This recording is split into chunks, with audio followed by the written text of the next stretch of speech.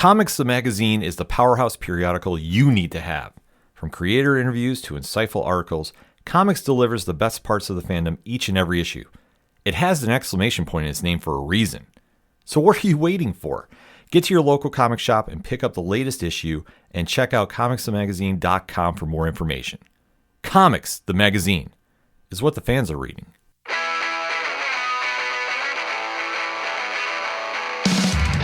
Live from the 607, it's the Ocho Duro Parlay Hour, where we're talking everything movies, TV, comics, and entertainment. Join in the conversation on social media with the hashtag ODPH, because here we go.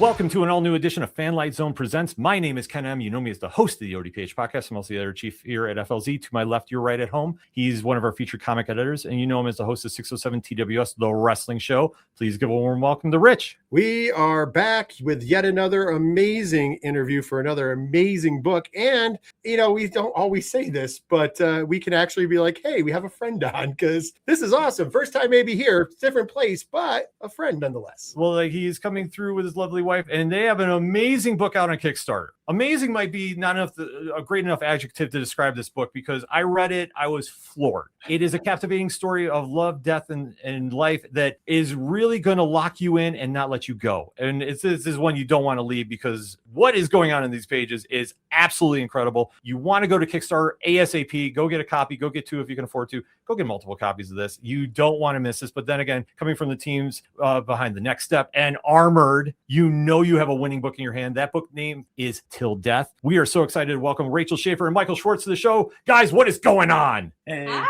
Yeah, thanks for having us. Yeah, thank you so much. Thanks for having me on again. I appreciate it. Oh, you know you're welcome here anytime, and Rachel, you are too, because this book, oh my God, like it floored me when I read it. It's so incredible. How did this whole story come to be? I'm gonna let you take that one. Okay, I'll start.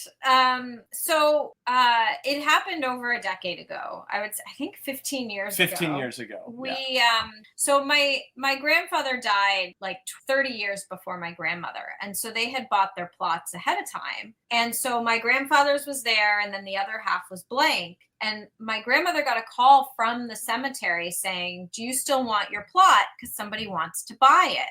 And it just got us starting to think about, like, well, what would happen if my grandmother had remarried and like had a whole new life? Would she still want to be married with my grandfather? Like, how does all that work? And then at the same time, Mike and I were driving across the country. Yeah. And I'll let you. Yeah, we were doing a road trip. We were kind of relocating to LA, but we did this 3-week road trip from Toronto down to Florida, and then Florida across to LA. But it wasn't straight. It was like we stopped along the way and we did a ton of ghost tours. Like we just took in all the ghost tours in every town that we stopped in, basically. And I think a mix between, you know, what her grandmother, that call her grandmother got, and us being newlyweds. We were newlyweds, actually, right? Yeah. Like it had been about a year. Yeah. And so it all kind of just came together, but we never knew what to do with the story. We just sat on it. And every year we'd be like, we got to do something with that. And then as Armored was getting close to, I think, coming out,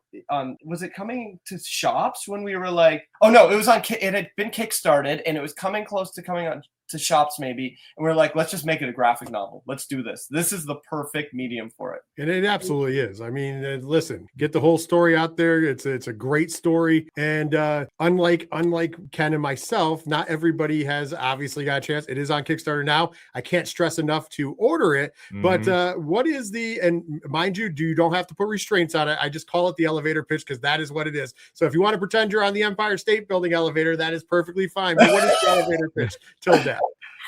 You want me to do it? Do you want to do it? Okay. So basically, our main character, Vivian, is as a housewife. She dies in the 1960s. She's only like 20 in her mid-20s.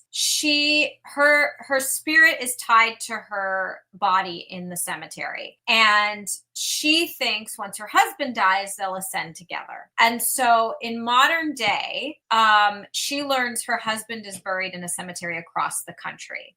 So she's feeling hopeless until she meets this man who's had a near-death experience, who can see ghosts. So she convinces him to dig up her bones and take her across the country to confront her husband. But by doing this, she breaks an afterlife rule. You cannot move your bones somewhere else. And these Grim Reapers, essentially, these afterlife reapers, come after her and pursue them. And along the way, they have to like dodge a serial killer, a house that's basically everyone was murdered in. The police come after them. It's a road trip, essentially, that they go on. Yeah. It is more than a road trip. I mean, this is just a journey, but I mean, that to try putting that in I love how you captioned that, because like there is just so much going on with this book from start to finish. But like I say, it is going to absolutely floor readers when they get these in their hands and they can check it out. And Michael, you're no stranger to writing in the realm of supernatural. What is the biggest draw to you in writing in this theme? I have no idea. I'm like in my ghost era, right? It's the ghost era. And because, well, Rachel and I, okay, so we started as a writing team. Like our career, like you were working at a production company, I was working at a production company in sales, and then you were doing development work at a company, and they were like looking for projects, and we came up with a project, and so we started our careers as a writing team. But in the beginning, we were always coming up with ideas, and there was a lot of ghost ideas in there. I don't know what it is. Rachel and I are definitely attracted to the paranormal. I would say, like, I'm more of a horror fan than she is, but the one place where we overlap is she loves ghost movies, I love ghost movies, ghost stories in general. Like I said, we've stayed in the most haunted town in America. We're kind of into that. I think ghosts, we just are surrounded by it. And yeah, I don't know. Do you have any more to say about that? Or? Yeah. I agree. No, I was going to say, you already said when you were going across country, you went to visit a bunch of haunted places. So yeah. I figured maybe you're into the ghosts a little bit, which is great. Yes. I mean, let's be honest. It's always a fun time. Well, maybe not for some people, but yeah. there's a good amount of people that love it. But Rachel, coming into the world of comics and writing a comic book with Michael, what has been your initial reaction to just the whole process? I love it. I mean, it's slow. It's been a slow process. Like, I think we started writing about 3 years ago. But I think what I sort of love about it is it's so visual. And so even when we were writing it, it was a lot of like, how can I say that? How can I show this without saying it? Like, that was like a big thing at top of mind. So we really put a lot of faith in Gaia and her art and how to like show things without having to be explicit or add, thought bubbles or dialogue or whatever. But yeah, and I love seeing it come to life. I feel like just the writing is a bit of a blueprint without the house so to get the art and everything, it was awesome. Yeah, I let me add to that, because there was one thing that was so interesting about this book is I do think there's a bit more control in doing comics. And where I think we saw it is we would get pages from Gaia and be like, wow, where did she come up with that? And then we'd look back at the script and it was like, oh, we wrote that. And it was like, but still, it was the way that she just got it. She nailed it. Every single page. Yeah. Nice. I mean, it definitely shows on the pages. There's no question about that. And especially with, a lead character such as Vivian. I mean, for both of you, without spoiling anything, what do you think is her most well-known trait or characteristic? Because she goes through a lot of different phases in this book. Yeah. She's very much rooted in her time, I would say. Okay. So she's, in the 60s, she's sort of on the cusp of like what a traditional middle-class housewife is, but at the verge of like feminism and that movement. And so she sort of has to face who she really is, I guess. Like, she's really blocked out a huge part of herself. And in this journey, she has to recognize her full person and who she was when she was living. That's good without spoiling. I was like, that's tough. I was gonna say that's the hard part. The hard part is always like, where is too far or where is too short? Because trust me, especially when you're trying not to, it's even harder. Like for us, so sometimes I'm just like, I'm not gonna say anything and just move on because I'm definitely the person that's like, oh, I want to say, or we start talking in circles. So that's my favorite. It's like, I mean, and I know, and then I'll mention, I know I'm talking in circles, but I don't want to spoil it. But we can spoil it. Is the art in this is phenomenal. Gaia Cardinelli is the artist on the book. What made her the perfect artist for this project? That's a tough. Well, I think the colors stood out to us. Yeah. When you're driving across the country and you see those sunsets in America, she just, I don't know, she just has a way of like, she's Italian, so she lives in Italy, but she captured the American countryside like just so well, which I'm like, could we, as North Americans capture Europe as well as she captured? I don't know. It all has like a feel. Like she just, I don't know. That's what when we saw her art, we were like, we just loved her line work. We loved the colors really stood out the most. And we wanted, we're dealing with very dark subject matter throughout, even the theme, which I don't want to spoil, but her art gives a bit of lightness to it, I'd say. Yeah, and I think like especially juggling that theme going on too, it is difficult. And I would say, imagine for the writing part of that has to be extremely challenging, wouldn't you say? I guess so. We had such a good time writing it. It was like we just went through like a weird phase where, Rachel was working, adapting a graphic novel for Netflix, and then that got canned. My visual effects career went under, and we just had suddenly found ourselves with time and the ability to write it together again. While it was dark, it was a great experience to work with each other again. And then, you know what? Sometimes everything happens for a reason. Yeah. And like I said, the finished product, as being fortunate enough to see it, really shines through. So it really actually worked out in the long run of things. I mean, as far as like being able to put something together that's really going to listen. I'm not just saying it because you're here.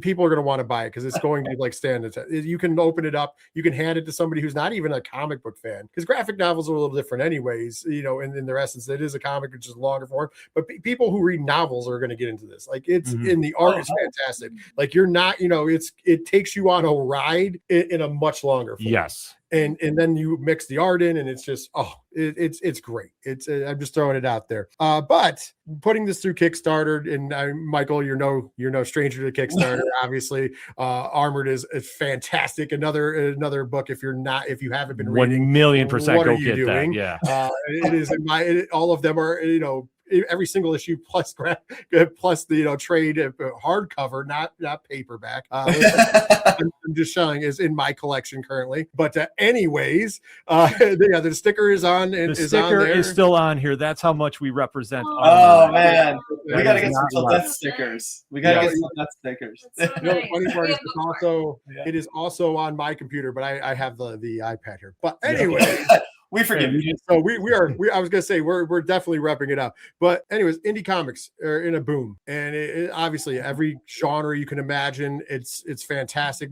I always champion it. Ken always champions it. How does it feel being able to do indie comics in this boom period where, like I said, every genre, every idea is not off the table? Yeah, I think it's a great time. People seem to be embracing indies a lot. Like, we noticed it with Armored. Armored sold, I think I told you guys issues 4 and 5 sold out when they came out, which is rare for an indie. To break even is rare. Where we got hit was Diamond going under. That really hit us hard. I hit all the indies hard because you have to like scramble to find new avenues to distribute your books, right? And thankfully Clover was set up at like Lunar, and they're getting set up at Universal, but it was hard. Like we had to keep calling it a bit of a hiatus with Armored right now because of what happened with Diamond. And then Ishmael ended up on another series that I ended up writing a one-off for this series that'll be coming out. Actually, it's on Kickstarter right now as well. It's called The Iron Golem. So you guys should check that out. Ishmael from Armored does some of the artwork for that. So definitely check out that book. I think it's issue 1 they're kickstarting. But yeah, it's been good. Even walking around the Toronto Comic and Art Arts Festival here like a month ago, you noticed it's all indies, like, and it's fun seeing those. Like, there's an excitement around there. Obviously, there's a ton of excitement around DC and the Absolute universe, but you're finding that people are like really into indies. Like every convention I do, I find I'm selling out of Armored. Like I'll bring a big box and I'm like, oh, I won't sell out of this, and then I do. So yeah. Well, I mean, Armored is just a whole other entity of itself. Like I say, amongst the independent comic community fans, like when that book came out, everybody's gravitating towards it, and it's one of the books that I think has just exploded via word of mouth, and that's just one of the beauty things of Kickstarter. And the book is just phenomenal too to begin with. But thank you. And especially going into the Kickstarter concept too, Michael, you're no stranger to Kickstarter, but for you, what has been the biggest change since the last campaign? And for Rachel, this is your first experience with Kickstarter. What has been your takeaways from this? Well, you go first. Yeah, what's yours? Oh gosh, I'm a little like not attached to outcome. You can't be. You can't be. I was so excited to just make this. Like I just enjoyed the process so much. So everything is just sort of a joy. Like to hear feedback from you both saying you enjoyed the read, like to getting, backers on Kickstarter. Like it's just it's just cherry on top. Like I just so enjoyed the process and getting to see it through to fruition that I don't know. I'm just having a good time. Yeah, that's the thing. We try not to take it too seriously. Obviously, we wanted to hit that goal, and we hit it within 7 hours. So we were funded within 7, thanks to you guys, obviously. But it was... it's still nerve-wracking. Like Kickstarter is there because everyone's watching to see what happens, right? Everyone can watch as the money goes up or whatever, and it still makes you nervous a bit because you don't know like what it's going to hit, how much is this going to cover for printing. Like we're very fortunate to be working with Clover Press, who first of all their big thing is making sure they release a quality product. Like they're not just about the story. Obviously, they want to have great stories and art, but they want that book. Like you felt Armored, right? That hardcover is quality printing. Yes. Like they just go. They're like, if we're going to release a book, it has to be 100%. No, 1,000%. They don't want it to be cheap. What's the point of making something cheap? People are going to buy this and keep this on their shelves. So we're very fortunate in that. So anyways, they handle a lot of the Kickstarter. We're just there to help promote and give feedback and stuff like that. But I do find Kickstarter has changed a bit since the very first Armored Kickstarter. There has been a shift, right? Like even Clover is a bit guilty of this in that there's a lot more of the big, like Clover licenses Marvel properties and releases art books through Kickstarter. But that just means that there's a lot of big companies doing that. Is it Dynamite that does it with Thundercats? And they did it with the Transformers and stuff. So we're competing with these big brands now. So it has changed the game a bit. And I think people who are going into Kickstarter, you have to have realistic expectations. Like, don't set your goals to 20K. You might not hit it. Like, don't be realistic. What amount do you need to print? That's, I think, what Clover looks at things like. Hey, if we can hit this for printing, we're great. Yeah. Yeah, and I is talking to a bunch of creators, and obviously we talk to a lot of people doing Kickstarters, whether it's their first time, multiple times. You get there's certain senses you get. Like, we had a friend of ours who did a Kickstarter and it went through. And one of the things that I praised it for is like not going too much. Like it wasn't like, hey, there's like 15 different covers and all these things. It was basically, 2 covers, go ahead. But that was like, I'm like, that's the way to go, especially for your first one. Cause you don't want to go, obviously if you have a built-in fan base, you can go ahead and do the art prints and the multiple covers and stuff like that because you have a fan. But when you're getting it out there the first time, it's always like, oh, do it this way. And so where it goes with that was, I'll agree with you. Clover does an amazing job with the packaging. The Armored hardcover is fantastic. The dust jacket on it is super sturdy. It's like everything about it is really, really good. And that right there preaches it on. Quality is also what you're looking for because everybody who's on there doesn't necessarily go with the best stuff. So there is such a temptation to do. I love variant covers. Like the very even before the hardcover when we did issue 1 and 2 on Kickstarter, we were like, let's do 8 covers across issue issue 1 and 2, but I don't know if you should do that now, right? Like, I think it's you're gonna have to print all those. It's gonna cost a lot of money. Like, just give the fans the book and some quality thing. And Clover is smart. Like with Till Death, there's 2 versions. You don't have to buy both versions. It has the same cover. It's just one's a bit fancier. And I highly recommend that version. Well, that's the version that I back. So there you go. Everyone should get that one. I throw this out there. I am the collector, so that's always comes on. Like famously, we had another creator on that was doing basically the run of the whole thing in every single alternate cover. So there's 3 per book, and Ken just looks at, like, as he's saying this, Ken just looks at me and just is like, "Are you? Which one are you buying?" And I'm like, I'm about to be in trouble with my wife, and that is. The fact that my wife sees these things that say Kickstarter next to them when they fall through and is still with me preaches how much she loves me, because oh boy, lately my Kickstarter bills have been pretty high. Anyways, quality investments, though. That is the key word you sell. Quality investments. I regret none of it. Oh, I know, none of it. But she's understanding things. With that being said, though, after this, both of you, what do you guys got going on? What's future projects can we look forward to? Oh, you just tell them what you're doing. Yeah. Well, I'm currently like in a new career path. So I'm back at school for spiritual care and psychotherapy. I'm working in a hospital right now with patients, and I love it. Yeah. So that's awesome. Amazing. Yeah, my wife's in the medical field too, so it's like I completely understand that. That's awesome. Cool. Yeah. She won't give up writing. Like, don't get it's just the industry is different. Like we've made careers in the film and TV industry. Like Rachel was a showrunner for a number of years on The Next Step, and won a BAFTA award for it.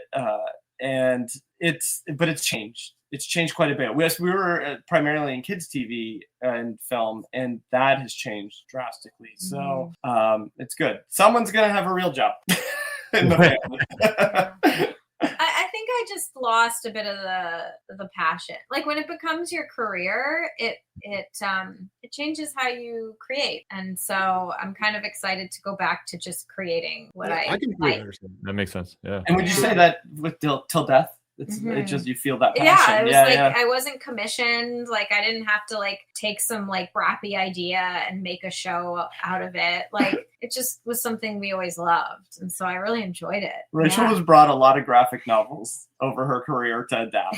Not a lot of good ones too. Some good ones. Some good ones, yeah. Don't be like they were all bad, but you never know. Like some of them probably were. I can only imagine. No, sometimes it's execs being like, "I have this idea." Oh, that's like, there's a lot of that. Like, okay, I have an idea. Yeah. I was now they come with an idea plus a ChatGPT piece of paper, and you're like, "This is nothing. You've given me nothing to work with." I can only imagine what that's like dealing with, because like I said, we hearing stories like Kevin Smith's famous, like how he ended up rating the Superman treatment was like, well, they offered me Beetlejuice Goes Hawaiian, and like something was based off of an Outer Limits episode that was only 30 minutes long, but they wanted to adapt it into an hour-and-a-half movie, and you're just like, and you just sit there and you're like, when I heard that story, I went, yeah, I don't know. Somebody asked me that, I'd be like, really? Beetlejuice Goes Hawaiian? Like, what made you jump to Goes Hawaiian? I don't know. That would have been my question, but not. Michael, what do you got working? What are you working on? I'm back in production. I'm very fortunate. I've nice. Jumped back into animation production. I can't talk too much about it, but maybe by the time this movie or this book comes like to actual stores, I might be able to talk about it. But yes, it's a pretty big animated movie. Yeah. Ooh, okay. Right on. All right, definitely gonna keep our eyes out for that one. Before we let you go, though, we got a couple fun questions for you. Obviously, you alluded to you're big ghost story fans. What is both your personal favorite ghost stories of all time? I mean, The Changeling is great. I was going to say the same. The Canadian one, not the Angelina Jolie one. Yeah. Not to be confused with Angelina Jolie. The 1980s Canadian. Yeah. Okay. The Others. Yeah. I love The Others. Yeah, The Uninvited, a 1940s ghost movie. That's so good. When we remember how I told you we moved to LA, we basically lived there for 3 months, and we just went to the New Beverly Cinema every day and watched whatever they were playing. And there was a lot of ghost movies during that time that were playing, so we watched everything. Yeah, The Uninvited. Right. Also, like books, like any Shirley Jackson, like Haunting of Hill House. Yeah. We Have Always Lived in the Castle, which isn't a ghost story, but it's equally creepy. The Lottery, obviously, is super creepy. Anything Shirley Jackson writes. Poltergeist is a big one for me Right. as a kid. That was probably my first real horror movie I saw as a kid, so that left a lasting impression. And Ghostbusters. Yeah. Of course. And The Frighteners. The Frighteners inspired this in a lot of ways. Yeah, That's awesome. I think The Frighteners doesn't get as much credit as it should. I know. It's so I'm a much big fun. fan of that movie. So also we deal with a couple in this film. So what are your favorite couples in comics or media? You can pick any form of media, but if you want to pick comics, Well, with Jimmy Palmiotti and oh my God, what's his one? Amanda Connor. Sorry, Amanda Connor. thank you, Amanda Connor. Yes, that's a great couple. What other couples in film, TV, comics can you think of? Like on screen or off? they can be on screen or off screen, whichever you prefer. Fictional, non-fictional? Okay. Or you'd be like Reed Sue Richards, you know. Yeah. Oh yeah, they're great. I mean, Harold and Maude also inspired the comic, Yes, but they're fictional. they're fictional. Fictional's fine. Peter Jackson and Fran Walsh, they work together a lot, right? You know, like all their movies since I think Dead Alive, maybe they work together. So like The Frighteners, I think that she wrote it with him. Maybe I don't know. I'd have to look, but they wrote the Lord of the Rings movies together. Mm-hmm. Yeah. Well, I mean, we're definitely going to be adding Rachel Schaefer and Michael Schwartz to that list because as soon as everybody sees this book and gets this, trust me, you're going to be up in that conversation easily. Till Death is an amazing read from start to finish. It's going to send you on a roller coaster of emotions you don't want to get off of. This is a book that you can't afford to miss. In the liner notes of the episode on YouTube and in podcast form is the links for the Kickstarter. And I'm also throwing in a link for Armored as well, because if you're not familiar with that book for whatever reason, I'm not judging, but I will judge you if you don't go get that book. That is amazing as well. Rachel, Michael, thank you guys so much for coming on the show. We definitely have to catch up with you after the book is fully out. Absolutely. Thank you, Ken and Rich. Yeah, we'd love that. Thanks. Thank you. Thanks so And much. on behalf of Rich and myself, thank you for watching another edition of Fanlight Zone Presents. We'll see you next time.